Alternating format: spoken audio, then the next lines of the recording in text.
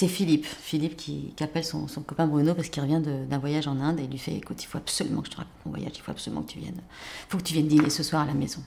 Il fait bah ouais, d'accord, écoute, viens tout seul parce que j'ai besoin qu'on se parle. Tout seul, j'ai besoin de te raconter ce voyage pour moi qui a été un truc, mais d'une spiritualité incroyable. J'ai besoin donc Bruno arrive chez Philippe le soir, il voit la déco complètement changée, il y a de l'encens partout, des bougies, il voit son copain qui s'est fait couper les cheveux, qui est habillé plus du tout pareil, plus du tout à la mode.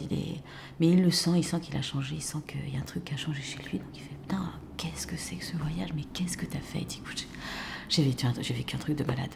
J'ai vécu un truc de malade, mais tu peux même pas savoir. Mais qu'est-ce qui s'est passé? Il dit écoute, j'ai rencontré des gens extraordinaires, mais j'ai surtout rencontré un mec, un chaman, qui m'a ouvert l'esprit, qui m'a ouvert les yeux. D'un seul coup, je ne vois plus du tout la vie pareille. Et d'ailleurs, il m'a fait ce cadeau, ce maillet magique. Ah bon, mais il le regarde, dit ouais, c'est un maillet, écoute, et alors qu'est-ce qu'il a de magique? Il dit écoute, tu peux pas savoir. Tu peux pas savoir. Quand t'as ça, tout est possible dans ta vie. Tu peux tout faire, tout. Tu as ça, tu l'as, tu le portes sur toi, c'est comme un porte-bonheur, tu penses à des choses, tu souhaites des choses, tu les prends comme ça et tu dis oui, c'est possible, oui. Ah bon, bah écoute, c'est chouette, je suis content pour toi, c'est super. Dis, écoute, tu veux que je te donne un exemple? Tu veux que je te montre? Tu veux que je te prouve ce que je te dis? Que tout est possible. Voilà, tu prends ce maillet, tu me tapes très fort sur la tête et tu verras, il ne se passera rien. Rien, parce que ce maillet est magique.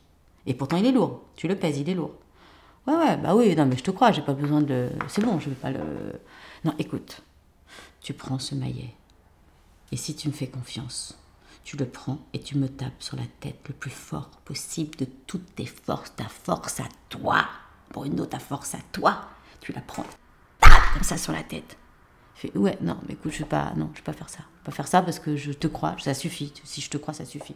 Dis, non, j'ai besoin que tu me crois encore plus que ça. J'ai besoin que tu me crois au-delà de ça. J'ai besoin de te prouver que ce maillet est magique. Parce que si tu me tapes dessus, il ne se passera rien. Rien du tout. Rien, je te le dis. Dis, allez, fais-moi confiance. Ce sera une preuve de ta confiance. Fais-moi confiance. Prends ce maillet, tape-moi sur la tête. Allez, fort. C'est bon, bah d'accord. Il lève le truc. Il fait, attention, très fort. Hein. Le plus fort possible. Sinon, ça veut dire que tu ne me crois pas. Sinon, ça veut dire que tu n'as pas confiance en moi. Dis, si, j'ai confiance en toi. J'ai complètement confiance en toi. Mais c'est compliqué. Est-ce que toi, tu le fais? Dis, moi, je le ferai. Parce que moi, je sais d'où ça vient. Parce que moi, je sais ce que ça veut dire. Moi, je le sais. Donc, moi, je le ferai. Parce que je te fais confiance. Dis, bon, bah écoute. Donc, il lève le maillet comme ça. Il tape sur la tête. Et l'autre, raide, étalé sur le tapis du salon, étalé. Il fait putain. Je dis réveille-toi, il le secoue. Il fait attends, tu déconnes, putain, tu m'avais dit qu'il ne se passera rien, je t'en supplie, Philippe. Mais Philippe, réveille-toi. Bon, il se réveille pas, évidemment, il appelle le SAMU arrive, il l'emmène à l'hôpital, il est dans un coma profond, il se réveillera pas, il reste des jours et des jours et des semaines et des semaines.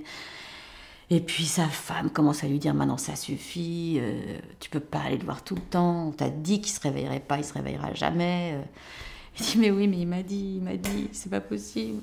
Je crois à ce qu'il m'a dit. Il dit mais non, écoute, voilà, ça y est, il est dans le coma, il se réveillera plus, c'est fini. Maintenant il faut que tu fasses le deuil. Bref, il se passe des mois, des années. Il finit par quitter sa femme, il finit par changer de métier. Il ne peut plus rester en France, donc il change de pays, il apprend une autre langue, il se retrouve sur une île en Grèce. Sur une petite île en Grèce, il est tout seul, il vit comme un ermite avec rien, il a économisé suffisamment d'argent, il vit avec plus rien, il ne parle plus à personne, il lit même plus les infos, il ne regarde pas la télé, il ne fait plus rien, il lit même pas de bouquins, il est dépressif total. Voilà, sa vie est finie, il a tué son meilleur ami, c'est foutu. Puis il se passe 10 ans. La barbe lui a poussé, c'est plus rien, c'est l'ombre de lui-même. Puis quelqu'un frappe à sa porte un matin. Il va ouvrir. Et là, il voit son ami Philippe, qui le regarde et qui fait « Coco !»